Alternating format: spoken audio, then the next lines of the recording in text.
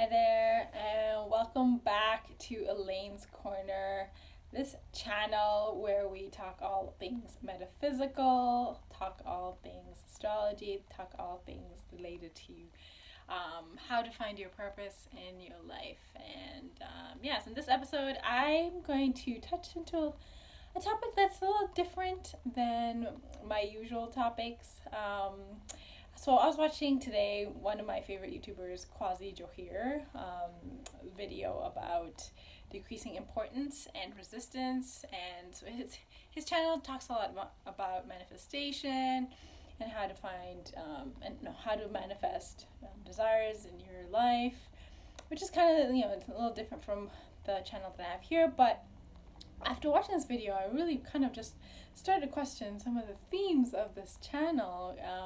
So essentially, in this video, he was discussing how to reduce importance, reduce importance in desires, and how to manifest your desires efficiently by reducing resistance. So his view, and I would subscribe to the same, is that whenever we put something in a high pedestal, a goal, desire, something that we would like to manifest in our lives, we are essentially putting it a little further away from us, because by putting it on a pedestal, it creates a high potential, or gives this thing like inflated potential, inflated meaning, and therefore the universe tries to balance that meaning by creating obstacles and putting things in our way to kind of make it even harder to achieve.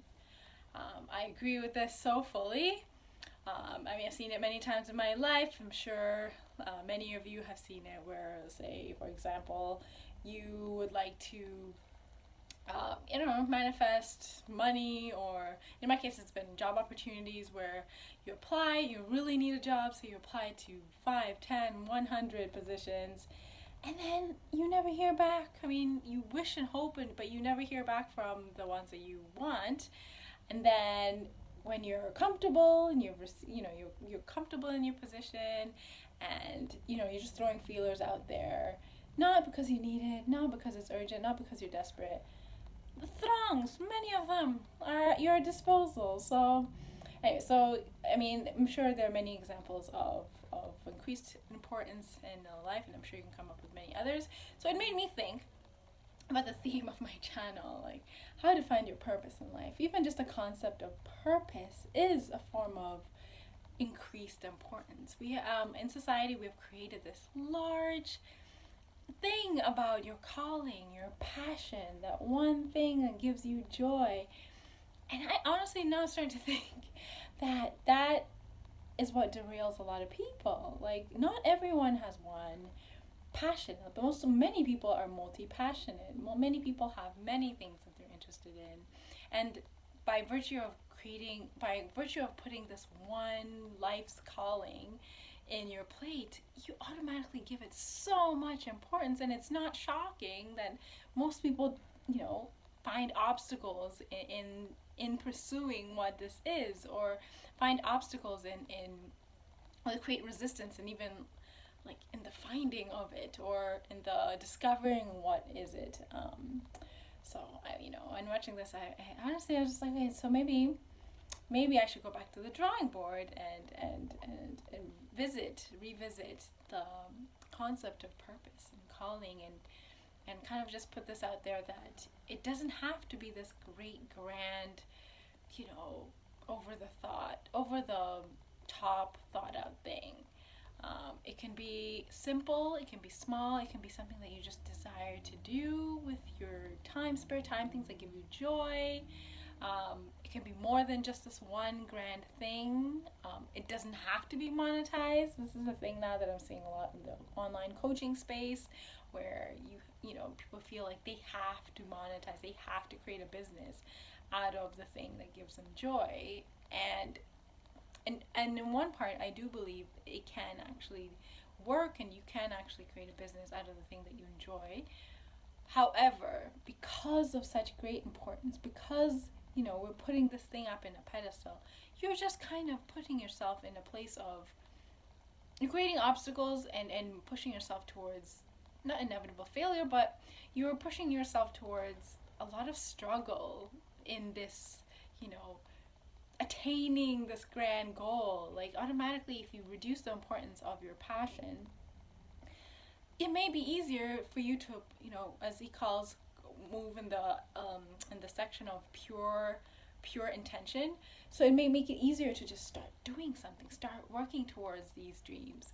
And by trial and error, you realize, oh wait, maybe I don't like painting, or maybe I don't like, I don't know, it is what that is your passion. But you, trial and error is the perfect example in my mind of pure intention and reduced importance, because at that point you're like, okay, I try it, I like it, great. If I don't like it, that's also great. I learned something, moving on, right? So I just made food for thought. It really just kind of sat on this idea.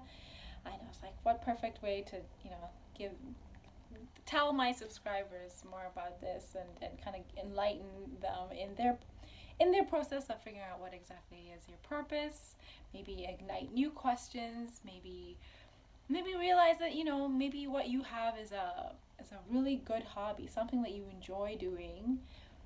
It doesn't have to be monetized. It doesn't have to be a large course program. It doesn't have to be a business. It can be the thing that you do alongside your 9 to 5. It can be the thing that you pursue and without pressure, right? You can do it for just the pureness, for joy.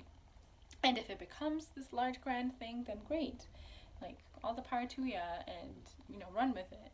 But it removes the pressure of making it a large production, and when we do increase the importance of something, again, obstacles start to come your way. So let's say you do start that coaching program, or start that business or course, or whatever however you want to monetize this passion, and then next thing you know, you're putting your life savings in it, and then the pressure to perform becomes even enormous.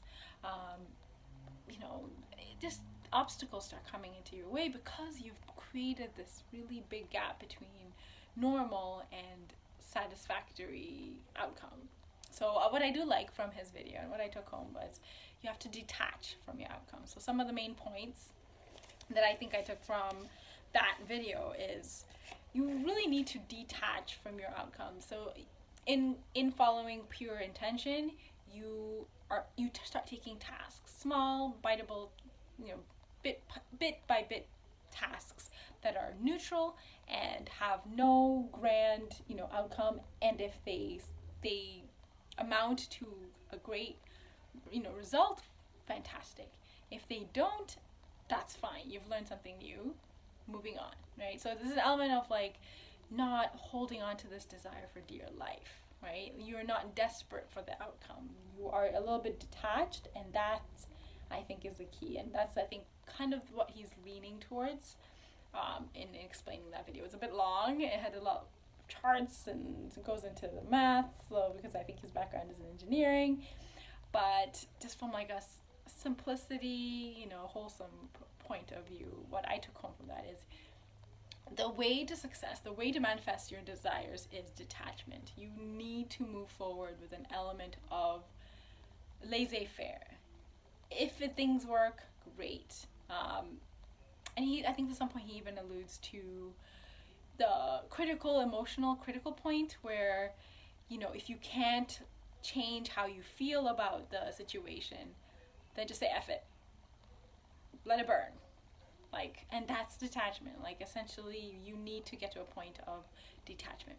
How this comes down to purpose, you need to pursue what you love, but not hold it in such a high regard so that what I see with a lot of clients and with a lot of people that I talk to is it paralyzes them from moving forward, because they're like, I won't start making plans until I have the final thing.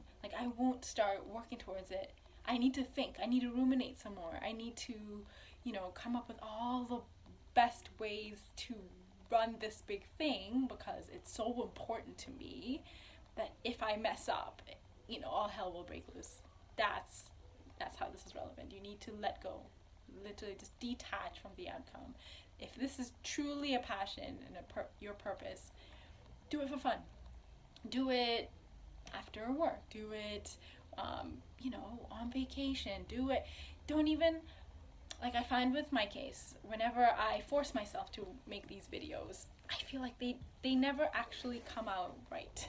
But when I do them from a place of inspired action or inspired ideas, it comes out quite flawless. So there's an element of that too, right? Where it's not, I must do this or else, right? Like there's an element of, I'm enjoying it, I like the idea of it, I like contemplating this idea, let's talk about it, let's see where this goes, right?